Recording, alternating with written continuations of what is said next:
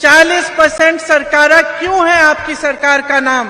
और ये विकास पुरुष जो हमारे प्रधानमंत्री हैं, कर्नाटका आके कह रहे हैं कि मेरा एक सपना था कि मैं कर्नाटका में विकास लाऊंगा, मेरा एक सपना था कि कर्नाटका को मैं पूरे देश में विकास का मिसाल बनाऊंगा। तो क्यों नहीं बनाया? और लूट कम नहीं हुआ है बहनों और भाइयों, 1.5 लाख करोड़ रुपए लूटे हैं कर्नाटका से। जब से बीजेपी की सरकार है कर्नाटका में, आपके जीवन में तरक्की आई है कि नहीं? तो यही मेरा आग्रह है कि आप जागरूक बने, अपनी शक्ति से अपना भविष्य अपने हाथों में लीजिए। आपको एक ऐसी सरकार मिली जो शुरू से ही गलत तरीके से बनी। शुरू से ही इन्होंने लालच की वजह से, सत्ता की वजह से विधायकों को खरीदा और एक सरकार को तोड़ के ये सरकार बनाई। तो शुरू से इनकी नीयत क्या थी? इनकी नीयत थी कि सत्ता में आना है, लूट मचाना है, अपने आप आगे बढ़ना है और जनता की मुसीबतों को पूरी तरह से नकारना है। यही इनकी नीयत थी। अब ये सरकार आई, 3.5 सालों से क्या हुआ? आज तो मुझे ताज्जुब हुआ, मैं यहां आ रही थी तो मैंने देखा कि प्रधानमंत्री मोदी जी यहीं पास में कहीं एक भाषण दे रहे हैं। तो मैंने कहा मैं देखूं क्या कह रहे हैं। मुझे ताज्जुब हुआ कि जिसको दुनिया कह रही है या उनके लोग कह रहे हैं कि सर्वशक्तिमान, सर्वोपरि, सर्वश्रेष्ठ, विकास पुरुष, ये सब उनके बारे में कह रहे हैं। और ये विकास पुरुष जो हमारे प्रधानमंत्री हैं कर्नाटका आके कह रहे हैं कि मेरा एक सपना था कि मैं कर्नाटका में विकास लाऊंगा, मेरा एक सपना था कि कर्नाटका को मैं पूरे देश में विकास का मिसाल बनाऊंगा। तो क्यों नहीं बनाया? आप तो सर्वोपरि हैं, सर्वशक्तिमान हैं, अंतर्यामी हैं, सब जगह आप ही आप हैं। तो आपने क्यों नहीं किया? अपना सपना साकार क्यों नहीं किया? और जब मैं पूछना चाहती हूं कि जब भाजपा की सरकार, आप ही की बनाई गई सरकार, जनता को 40% सरकारा बन के लूट रही थी, तो आप क्या कर रहे थे? लेकिन आज मुझे समझ में आ गया, जब ये लूट मच रही थी तो आपकी आंखें बंद क्यों थी? आपकी आंखें बंद इसलिए थी क्योंकि आप सपना देख रहे थे, बिजी थे, बहुत बड़े बड़े सपने देख रहे थे। तो आपने लूट मचने दी, आपने चोरी होने दी, आपने रोका नहीं किसी को। ये कैसी बात हुई? 40% सरकारा क्यों है आपकी सरकार का नाम?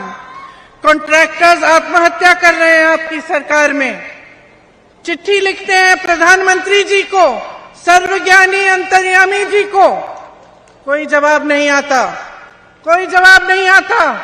आत्महत्या करते हैं किसान, कोई समस्या नहीं देख रहा है किसानों की, कोई राहत नहीं आती। इस तरह से हर स्तर पर कर्नाटका को लूटा और लूटते लूटते गवर्नेंस, किस तरह से सरकार चलेगी, कैसे हम रोजगार दिलवाएंगे, ये सब बातें सब भूल गए।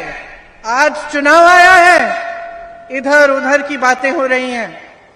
हम यूपी में जब कोई इधर उधर की ज्यादा बातें करते हैं तो हम कहते हैं भाई मुद्दे पे आओ, मुद्दे पे आओ। ये तो मुद्दे पे आ ही नहीं रहे हैं। मुद्दे क्या हैं? विकास, आपके लिए अस्पताल बनाना, आपके लिए शिक्षा के संस्थान बनाना, आपकी सड़कों को बनाना, आपके नौजवानों को रोजगार दिलवाना, मेरी बहनों को महंगाई से राहत देना, किसानों को आगे बढ़ाना, यही तो मुद्दे हैं। तो ये लोग क्यों नहीं बात कर रहे हैं इन मुद्दों के? 3.5 सालों से इनकी सरकार रही है, क्या किया इन्होंने? महंगाई इतनी बढ़ चुकी है कि आप, जैसे मैंने कहा, कुछ खरीद ही नहीं पा रहे हैं। किसान त्रस्त है, परेशान है, हर तरफ से उसकी परेशानी बढ़ी रही है। जीएसटी कर करके इतनी महंगाई बढ़ा दी है कि छोटे दुकानदार ही अपने आप परेशान हैं, उनके बिजनेस चल ही नहीं रहे हैं। जो मीडियम बिजनेस है, स्मॉल मीडियम बिजनेस है, वो चल ही नहीं पा रहे हैं। और लूट कम नहीं हुआ है बहनों और भाइयों, 1.5 लाख करोड़ रुपए लूटे हैं कर्नाटका से।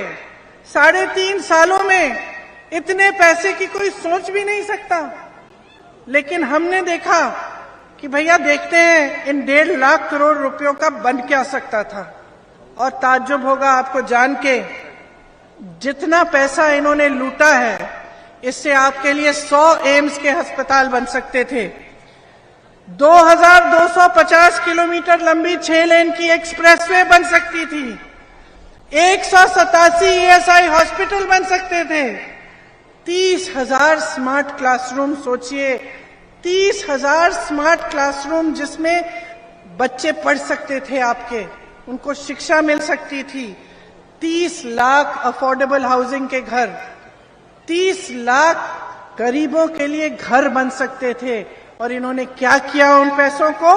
उन पैसों को लूटा। और आज आपके सामने मुंह दिखाने लायक नहीं है। आज आपके सामने आपके मुद्दों पे बात नहीं कर सकते। इसलिए हर रोज कोई नया मुद्दा उठाते हैं जिससे आपके विकास, आपके जीवन, आपके रोजमर्रा की जो समस्याएं हैं उससे कोई मतलब नहीं है।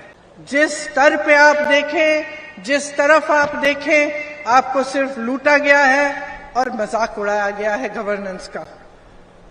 आज मेरे नौजवान भाई बहन यहां पे खड़े हैं, कितनों को सरकारी रोजगार मिला है? किसी को नहीं मिला है। और 2.5 लाख सरकारी पद खाली पड़े हुए हैं, लेकिन नौकरियां आपको मिल नहीं रही हैं। जो नौकरी के मौके होते हैं, रोजगार के मौके होते हैं, कहां से आते हैं? छोटे दुकानों से, छोटे बिजनेसों से, मीडियम बिजनेसों से। बड़े बड़े जो पीएसयू होते थे, जो सरकार के होते थे, उससे बहुत नौकरियां बनती थी। और किसानों को मजबूत करके, खेती मजबूत करके और रोजगार बनता था। लेकिन इनमें से कौन से काम किए इन्होंने? कोई ऐसा काम नहीं किया। बड़े बड़े पीएसयू अपने उद्योगपति दोस्तों को दे दिए, प्राइवेट कर दिए, वहां से नौकरियां बंद। जो छोटे दुकान है, छोटे बिजनेस है, उनकी कमर तोड़ दी, आगे बढ़ नहीं पा रहे हैं। किसानों का तो पूछिए मत। आपके लिए यहां आपके प्रदेश में गन्ने का जो दाम है सबसे कम है।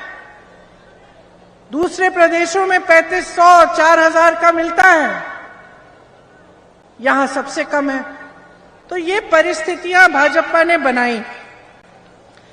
और आपसे भी एक शिकायत है, आपने बनाने दी, क्योंकि आप बार बार चुनाव आता है और बार बार आपका ध्यान भटक जाता है। आप जवाब ही नहीं मांगते। आपने ये माहौल बना दिया है देश में, प्रदेश में, कि कुछ ना करे नेता, तब भी उसको मालूम होता है कि वो आके मंच पे खड़े हो जाएगा, कोई जज्बाती मामला उठा लेगा, धर्म की बात करेगा, जाति की बात करेगा, तो बस फिर से जीत जाएगा। तो अगर उसको मालूम है कि वो ये सब बातें करके चुनाव जीत सकता है, तो वो काम क्यों करेगा? इसीलिए तो काम करना बंद हो गया है। इसीलिए तो जवाबदेह सरकारें बनती नहीं है, क्योंकि जब मौका आता है चुनाव का, तो ऐसा ध्यान भटका देते हैं आपका मीडिया में ये सब डाल के और धर्म की बातें करके और इधर उधर की बातें करके, कि आप भूल जाते हैं कि आपका वोट तो आपके लिए लगना चाहिए। आपका वोट आपके विकास के लिए, आपके बच्चों के विकास के लिए जाना चाहिए। आप भूल जाते हैं, आपके जज्बात उठ जाते हैं, आप भूल जाते हैं। तो इसीलिए मैं चाहती हूं कि आज आपके सामने खड़े हुए, आपसे वोट नहीं मांगा है मुझे, आपकी जागरूकता मांग रही हूं मैं कह रही हूं जाग जाओ। बहुत हो गया है, 10 साल होने वाले हैं, जब देखो मंच पे आके फिजूल की बातें करते हैं। अरे बताएं तो सही, 3.5 सालों में कर्नाटका में किया क्या? अगर किया है तो बता पाओगे। मैं बताती हूँ कांग्रेस ने क्या किया जब कांग्रेस की सरकार थी। अन्ना भाग्य बनाया, क्षीरधारे, क्षीर भाग्य, पशु भाग्य, आरोग्य भाग्य, विद्याश्री, इंदिरा कैंटीन, ये सब तो कांग्रेस की स्कीम थी और इससे आपको सुविधा मिली। कांग्रेस की सरकारों ने राजस्थान में देखिए, छत्तीसगढ़ में देखिए, किसानों के कर्ज माफ किए हैं। छत्तीसगढ़ में 18 लाख किसानों के कर्ज माफ हुए हैं। ये कम नहीं है बहनों और भाइयों। आज भी धान का दाम सबसे ज्यादा छत्तीसगढ़ में मिल रहा है। चुनाव के समय कहा पुरानी पेंशन स्कीम लागू होगी, राजस्थान में लागू है, छत्तीसगढ़ में लागू है, हिमाचल में लागू कर रहे हैं। तो आप अगर जागरूक नहीं बनेंगे और आप खुद नहीं देखेंगे कि भाई 3.5 सालों से इनकी सरकार है, क्या मेरे जीवन में तरक्की आई है कि नहीं। मैं पूछ रही हूं आपसे, जब से बीजेपी की सरकार है कर्नाटका में, आपके जीवन में तरक्की आई है कि नहीं। सुनाई नहीं दे रहा, जोर से बोलो। नहीं आई? किसानों के जीवन में आई? मजदूरों को राहत मिली? मेरी बहनों को महंगाई से राहत मिली? आप नौजवान खड़े हैं, आपको जॉब मिला? तो जागो, जागो। गृह ज्योति योजना लाना चाहते हैं हम। 200 यूनिट बिजली आपको फ्री मिलेगी। अन्ना भाग्य में आपको 10 किलो चावल मिलेगी। और ऐसी चावल नहीं जो मुझे एक महिला ने बताया 2 दिन पहले कि दीदी जो चावल हमें मिल रही है वो हम खा ही नहीं पाते। हम अच्छी चावल देंगे आपको, 10 किलो देंगे। युवाओं, एक युवा निधि स्टार्ट करेंगे। युवा निधि में जिसका ग्रेजुएशन हो गया है लेकिन नौकरी नहीं है, उसको हर महीने 3000 रुपए सरकार देगी। और जिसका डिप्लोमा है उसको 1500 रुपए हर महीने सरकार देगी। गृह लक्ष्मी योजना, मेरी बहनों, सबसे ज्यादा मेहनत आप करती हो। आप घर का बोझ, महंगाई का बोझ, समाज का बोझ उठाती हो। मैं जानती हूं कितना मुश्किल है जीवन। मैं जानती हूं कि इसके बावजूद सबसे कम सहायता समाज आपका करता है। इसीलिए कांग्रेस पार्टी आपकी मेहनत को पहचानते हुए आपके लिए गृह लक्ष्मी योजना लाई है, जिसमें आपको 2000 रुपए हर महीने आपके खाते में जाएगा। आपको बस में जाने के लिए जहां भी जाए आपको बस का पास फ्री में मिलेगा। देखिए, जो खासतौर से शहरों में डिलीवरी का काम करते हैं, घरों में काम करते हैं, जो अस्थाई मजदूर हैं, इनके लिए बहुत कम सुविधाएं देती है सरकार। लेकिन आज जो ये काम कर रहे हैं उनकी भी मुसीबतें बहुत हैं। बड़े बड़े शहरों में जाते हैं, 4-5 लोग छोटे छोटे कमरों में रहकर सुबह से शाम तक मेहनत करते हैं कमाने के लिए, अपने परिवारों के लिए। तो कांग्रेस पार्टी एक न्यूनतम आय तय करना चाहती है घरेलू और डिलीवरी के कर्मियों के लिए, ताकि आपको एक मिनिमम वेज मिलना चाहिए, जिससे आपका कोई फायदा, आपका शोषण न कर पाए। इसी तरह से 3000 करोड़ रुपए हम बजट में अस्थाई कर्मी के कल्याण के बोर्ड में डालेंगे। ऑटो ड्राइवर के लिए, टैक्सी ड्राइवर्स के लिए भी हम एक ऐसी कल्याण का बोर्ड बनाएंगे जिसमें 50-50 करोड़ रुपए डाल के उनकी मदद और उनकी सहायता के लिए हम काम करेंगे। जो रुकी हुई सिंचाई की योजनाएं हैं, आप जानते हैं कई नदियों से जो सिंचाई की योजनाएं कांग्रेस ने शुरू की थी, उनको रोका गया। बीजेपी ने उनका कुछ भी आगे काम नहीं बढ़ाया। और जैसे कांग्रेस ने गोवा के साथ ट्राइब्यूनल बनाया था, महादाई जो प्रोजेक्ट था उसके लिए कि समस्याएं हम सुलझाएं, ये सब चीजें भी भाजपा ने रोक दी। तो हम इनको फिर से शुरू करेंगे ताकि आपकी सिंचाई में मुसीबतें कम हो। इसी तरह से हमने सोचा है कि जो छोटे दुकानदार हैं, छोटे बिजनेस वाले हैं, आपके लिए भी फंड्स बने, आपके एक वेलफेयर फंड बने, ताकि जितना नुकसान आपने लिया है इन 3.5 सालों में, उससे कुछ राहत मिले आपको। हमने light engineering, automobiles, electrical equipment में हम चाहते हैं कि नए नए उद्योग बने। हम चाहते हैं कि कर्नाटका में जो ये इलेक्ट्रिक गाड़ियां हैं, जो पेट्रोल डीजल से नहीं चलती, जो आजकल एक बहुत नई चीज निकली है, हम चाहते हैं कि कर्नाटका ही इनका हब बने, यहां सबसे ज्यादा बने। इससे बहुत रोजगार मिलेंगे। और बीदर से लेकर चामराजनगर तक एक इंडस्ट्रियल कॉरिडोर बनाना चाहते हैं, जिसमें टाउनशिप बने,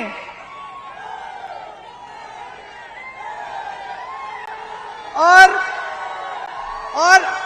अनेक विधानसभाओं में 10 करोड़ के स्टार्टअप फंड कि ये जो नौजवान हैं अगर एक छोटी सी बिजनेस शुरू करना चाहते हैं तो उस विधानसभा से ही उनको थोड़ा सा पैसा, थोड़ी सी मदद मिल सकती है कि अपने ही पैरों पे खड़े हो जाएं। कर्नाटका के लिए बहुत सारी चीजें सोची हैं। बेंगलुरु में एक टूरिज्म और बिजनेस के लिए, जैसे दुबई में होता है, गोल्ड और डायमंड पार्क बने, जैसे बेंगलुरु में आईटी सेक्टर मजबूत हुआ है और दुनिया में जाना जाता है, तो क्यों ना ये काम छोटे छोटे शहरों में भी, जो 2 टियर की शहर हैं, उनमें क्यों नहीं कर सकते। तो हमारा प्लान है कि मैसूरू, हुबली, धारवाड़, गुलबर्गा, बेल्लारी, चित्रदुर्गा जैसे जो छोटे शहर हैं, इसमें भी हम आईटी को मजबूत करें, टेक को मजबूत करें। ये सब हमारी योजनाएं हैं, हम आपके लिए करना चाहते हैं। ये कल्याण कर्नाटका है। आपको मालूम है कि कांग्रेस ने ही 371J का, जो आर्टिकल 371J है संविधान का, कांग्रेस ही लाई थी और यहाँ के लिए तमाम विकास के रास्ते खोले। इसके लिए सोनिया जी लड़ी, मनमोहन सिंह जी लड़े और मल्लिकार्जुन खड़गे जी, जो आज कांग्रेस के अध्यक्ष हैं, वो बहुत लड़े। और जब ये आर्टिकल 371J लाए तो हमारे मन में यही था कि कर्नाटका को पूरी तरह से हम विकसित करेंगे। उसकी वजह से रोजगार मिले, किसानों की सिंचाई की सुविधा मिली, कल्याण कर्नाटका का बहुत विकास हुआ। आज वो विकास कहां गया? 3.5 सालों में सारा बंद कर चुके हैं। बेरोजगारी बढ़ गई है। आपको याद होगा, यहाँ पे यादगीर रेलवे कोच की फैक्ट्री खोली थी, ये सब कांग्रेस ने किया था। लेकिन आज भयंकर बेरोजगारी है कल्याण कर्नाटका में। पीने का साफ पानी नहीं मिल रहा है आपको। मुख्यमंत्री जी ने कोई ध्यान नहीं दिया इस क्षेत्र में। 40,000 सरकारी नौकरियां खाली पड़ी हैं इसी क्षेत्र में, कल्याण कर्नाटका में है। 16,000 शिक्षकों के पद खाली हैं और शिक्षित लोग हैं, क्यों नहीं भरे जा रहे हैं? क्योंकि हर तरफ से इन्होंने आपको पूछा नहीं है, घोटाले किए हैं। आप भर्ती के इम्तिहान देते हैं, PSI का इम्तिहान देखिए, पुलिस के कर्मी खड़े हैं, बच्चे मेहनत करते हैं, पेरेंट्स उनके माँ बाप फीस भरते हैं ट्यूशंस के लिए कि भर्ती के इम्तिहान के लिए तैयारी अच्छी होगी, अच्छी नौकरी मिलेगी। तो ये सब मेहनत करने के बाद, पढ़ाई लिखाई करने के बाद, फीस भरने के बाद क्या पता चलता है? उसमें भी घोटाला कर दिया। तो ये परिस्थितियां बन गई हैं कर्नाटका की। और जैसे मैं आपसे कह रही थी, ये परिस्थितियां सिर्फ आप बदल सकते हो, ये आप ही के हाथों में है। समझ लो, महान इतिहास है आपका, आपकी संस्कृति दुनिया भर में जानी जाती है। यहाँ के महान गुरु महात्मा सबने ये संस्कृति आपके साथ बनाई, आपके समाज ने बनाई। आपका एक ऐसा प्रदेश है जो मुझे याद है, जब मैं छोटी थी मेरे पिताजी कहते थे, हम कर्नाटका में बहुत विकास कर सकते हैं, वहां पे IT टेक की बड़ी बड़ी शहरें बना सकते हैं। और मैं पूछती थी कैसे, छोटी थी मुझे नहीं मालूम था। पिताजी ने कहा क्योंकि शिक्षित लोग हैं, कर्नाटका में इंग्लिश बोलते हैं, शिक्षित लोग हैं और टेक आईटी में बहुत शिक्षित हैं, तो ये दोनों चीजें जो हैं, जो इंग्लिश में भी भाषा इंग्लिश की भाषा में मजबूत है, आईटी टेक्नोलॉजी में मजबूत है, तो पूरी दुनिया में ये भागीदार बन सकते हैं जो आईटी और टेक आने वाला है। ये 1984-85 की बात कर रही हूं मैं। तो आप तब से पहचाने जाते थे अपनी मेहनत के लिए, यहाँ की शिक्षा के लिए, अपनी संस्कृति के लिए, और इसके लिए कि आप सब मेहनत से अपने प्रदेश को बनाने लायक हैं और खुद अपने पैरों पे खड़े होने लायक हैं। तो उस परंपरा को तोड़िए मत। अपने प्रदेश को ऐसे हाथों में देकर जो सिर्फ लूटना चाहते हैं, दिल में सत्ता की लालच है, आपकी कोई परवाह नहीं है, उनके हाथों में मत दो। अब बंद करो ये सब। अपने विकास के लिए, अपने बच्चों के भविष्य के लिए, अपना वोट अपने प्रदेश के लिए, अपनी ही लिए दीजिए।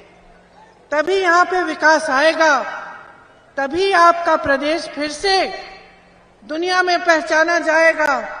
सारी कंपनियां वापस यहाँ आएंगी, रोजगार बनेंगे और एक नया भविष्य, एक उज्जवल भविष्य आप बना पाएंगे। तो यही मेरा आग्रह है कि आप जागरूक बने, अपनी शक्ति से अपना भविष्य अपने हाथों में लीजिए। इन लोगों की बातों में मत पड़िए। देखिए कांग्रेस ने आपके लिए कितना काम किया, क्या क्या योजनाएं लाना चाहती है, और कांग्रेस को एक इस तरह की बहुमत से जिताइए कि उस सरकार को कोई तोड़ ना पाए। एक मजबूत सरकार बनाइए, एक स्थिर सरकार बनाइए, क्योंकि एक मजबूत और स्थिर सरकार जो तोड़ी नहीं जा सकती है बहुत काम कर सकती है। तभी उसका पूरा ध्यान विकास पे जाता है। नहीं तो जोड़ तोड़ की कोशिशें जब होती हैं बाहर से, तो सरकार का ध्यान भी उसे बचाने में चले जाता है। इसीलिए बहुत ही महत्वपूर्ण है, खास तौर से आपके कल्याण क्षेत्र के लिए, कि आप पूर्ण बहुमत से, भारी से भारी बहुमत से कांग्रेस की सरकार बनाएं और अपने भविष्य को एक बार फिर मजबूत बनाएं। आपने मेरी बहुत लंबी लंबी बातें सुनी, गर्मी भी हो रही है, अब मैं आपको छोड़ती हूँ। बहुत प्रेम दिया आपने, इसके लिए मैं हमेशा आभारी रहूंगी। एक बार मेरे साथ कहिए, कर्नाटका की, कर्नाटका की, कर्नाटका की। धन्यवाद। जय